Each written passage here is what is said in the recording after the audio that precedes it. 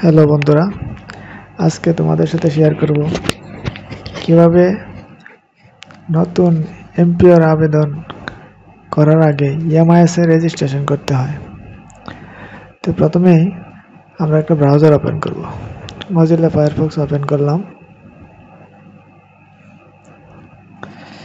এখন আমরা সার্চ বারে লিখব emis.gov.bd।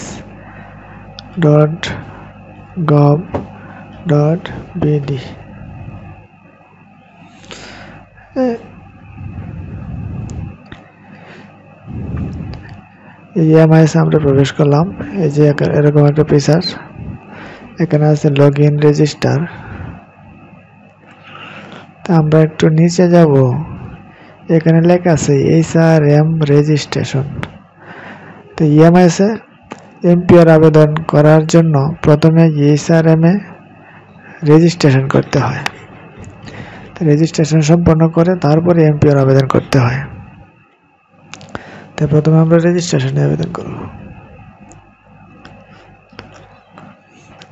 এখন এই ফিচারটা আসছে, এখানে লেখা আছে gov college teacher, gov school teacher. যেহেতু আমরা বেসরকারি প্রতিষ্ঠানের জন্য, এখানে আছে নন গভ কলেজ টিচার। যদি বেসরকারি কলেজে কেউ নিয়োগ নিয়ে থাকো তাহলে নন গভ কলেজ টিচারে ক্লিক করে রেজিস্ট্রেশন সম্পন্ন করতে হবে। যদি তুমি নন গভ স্কুল টিচার হয়ে থাকো, মানে বেসরকারি হাই স্কুলে যদি নিয়োগ পেয়ে থাকো, তাহলে এই জায়গায় প্রবেশ করে রেজিস্ট্রেশন করতে হবে। আর যদি এই দুইটার একটাও না হও, মানে কর্মচারী হিসেবে যদি নিয়োগ পেয়ে থাকো, তাহলে এই জায়গায় ক্লিক করতে হবে কর্মচারী হিসেবে। তো প্রথমে আমরা নন গভ স্কুল টিচার, এখানে আমরা প্রবেশ করে রেজিস্ট্রেশন সম্পন্ন করব। ক্লিক করলাম। এখানে লেখা আছে আপনার আইডি অথবা ইন্ডেক্স নাম্বার থাকলে হ্যাঁ দিন, না থাকলে না দিন। যেহেতু নতুন এমপিও, তাই আমরা না দিব, ইন্ডেক্স নাই। এখন এই যে রেজিস্ট্রেশন ফর্ম বেসরকারি স্কুল শিক্ষক, বেসরকারি স্কুল শিক্ষকের ক্ষেত্রে রেজিস্ট্রেশন ফর্ম এটা। তো প্রথমে এখানে আছে নাম বাংলায়, এখানে তোমার নাম লিখবো, পুরো নাম বাংলায় আইডি কার্ড অনুসারে। তারপরে নাম ইংরেজিতে, আইডি কার্ডে যেভাবে আছে সেভাবে নাম ইংরেজিতে লিখবো। তারপরে পিতার নাম ইংরেজিতে, এখানে পিতার নাম ইংরেজিতে আইডি কার্ডে যেভাবে আছে, মাতার নাম ইংরেজিতে আইডি কার্ড যেভাবে আছে।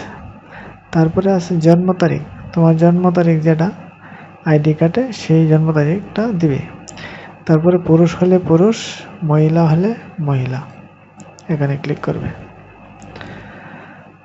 তারপরে ধর্ম, বৌদ্ধ ধর্ম হলে বৌদ্ধ ধর্ম, খ্রিস্টান ধর্ম হলে খ্রিস্ট ধর্ম, হিন্দু ধর্ম হলে হিন্দু ধর্ম, ইসলাম ধর্ম হলে ইসলাম ধর্ম, অন্যান্য যদি থাকে। তারপরে মেইল, যে মেইলটা অ্যাক্টিভ সেই মেইলটা এখানে দিতে হবে। তারপরে মোবাইল নম্বর, তোমার যে মোবাইল নাম্বারটা আছে সেই নাম্বারটা এখানে দিবে। তারপরে নিচে যাবে, নিচে পদের ধরন, যদি প্রশাসনিক হয়ে থাকে প্রধান শিক্ষক অথবা সহকারী প্রধান, তাহলে প্রশাসনিক দিতে হবে। যদি সহকারী শিক্ষক হয় তাহলে সাধারণ দিতে হবে, সাধারণ দেওয়ার পরে বর্তমান পদবি হবে সহকারী শিক্ষক। ফিজিক্যাল টিচার হলে ফিজিক্যাল টিচার, ট্রেড ইনস্ট্রাক্টর হয় ট্রেড ইনস্ট্রাক্টর, ঠিক আছে। তাহলে সহকারী শিক্ষক দেবে, সহকারী শিক্ষক। তারপরে নিয়োগের সময় প্রাপ্ত পদবি অ্যাসিস্ট্যান্ট টিচার, মানে সহকারী শিক্ষক হবে। যদি শরীরচর্চা হয় শরীরচর্চা, ট্রেড ইনস্ট্রাক্টর হলে ট্রেড ইনস্ট্রাক্টর, সহকারী শিক্ষক দিলাম। তারপরে যোগদানের তারিখটা, যে তারিখে তোমাকে যোগদান করা হয়েছে সেই যোগদানের তারিখটা এখানে দিবে। তারপরে বিষয় দিবে, যদি গণিতে হয় গণিত, ইংরেজি হলে ইংলিশ, ঠিক আছে। যে বিষয়ে নিয়োগপ্রাপ্ত হয়েছে সেই বিষয়টা দিবে। তারপর প্রতিষ্ঠান, এখানে সার্চ দিলেই এখানে সার্চ দিলেই একটা চার্ট আসবে। এখানে প্রতিষ্ঠানের ধরন যদি কলেজ হয় কলেজ, স্কুল হইলে কলেজ স্কুল, মাদ্রাসা হলে মাদ্রাসা, স্কুল ও কলেজ হলে স্কুল ও কলেজ অথবা কারিগরি। স্কুল হইলে স্কুল। তারপরে ব্যবস্থাপনা যেহেতু বেসরকারি স্কুল তাহলে বেসরকারি দিব আমরা, বেসরকারি। তারপরে অঞ্চল, এখানে অঞ্চল তুমি যদি বরিশাল হয়ে থাকো বরিশাল, চট্টগ্রাম হলে চট্টগ্রাম, কুমিল্লা হলে কুমিল্লা, ঢাকা হলে ঢাকা, খুলনা হলে খুলনা, ময়মনসিংহ হলে ময়মনসিংহ, রাজশাহী হলে রাজশাহী, রংপুর হলে রংপুর। তাই আমি যে কোনো একটা দিলাম, কুমিল্লায় দিলাম। তারপরে কুমিল্লার জেলায় না আছে ব্রাহ্মণবাড়িয়া, চাঁদপুর, কুমিল্লা, লক্ষ্মীপুর। তোমার যে জেলা সেই জেলাটা এখানে দিবে, আমি চাঁদপুর দিলাম। তারপরে উপজেলা থানা, তোমার যে থানায় তুমি নিয়োগপ্রাপ্ত সেই থানাটা তুমি এখানে দিবে। তারপরে ওই থানার আন্ডারে যতগুলো স্কুল আছে সবগুলোই তোমার এখানে শো করবে, এখানে প্রত্যেকটা শো করবে। তোমার যে প্রতিষ্ঠানে নিয়োগ হয়েছে সেই প্রতিষ্ঠানের, যেমন দুর্গাপুর উচ্চ বিদ্যালয়, এই যে এখানে সিলেক্ট আছে, সিলেক্ট। তোমার যে প্রতিষ্ঠানে নিয়োগ হয়েছে সেই প্রতিষ্ঠানটা এখানে আসবে, এখন এখানে সিলেক্ট দেবে। সিলেক্ট দিলাম। তারপর নিয়োগের ধরন হবে, যেহেতু এনটিআরসি শো করে নাই তাই আমরা অন্যান্য দিব, অন্যান্য ফিল আপ করে দিব। তারপর নিয়োগ সুপারিশকারী কে?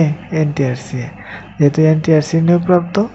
আর যদি নিয়োগ বোর্ড হয়ে থাকে, নিয়োগ বোর্ড, তাহলে অন্যান্য তাহলে আমরা এনটিআরসি দিলাম। তারপরে এখানে দিবে এনটিআরসি রোল নম্বর, এখানে দিবে পরীক্ষার বছর, এনটিআরসির পরীক্ষার বছর। তারপরে এখানে আছে ছবি, তোমার একটা পাসপোর্ট সাইজের ছবি। এখানে এই যে ফাইলে ক্লিক করলে কোন ফাইলে তোমার ছবিটা আছে সেই জায়গায় দেখাবে এবং সেই জায়গা থেকে ছবিটা দিতে হবে,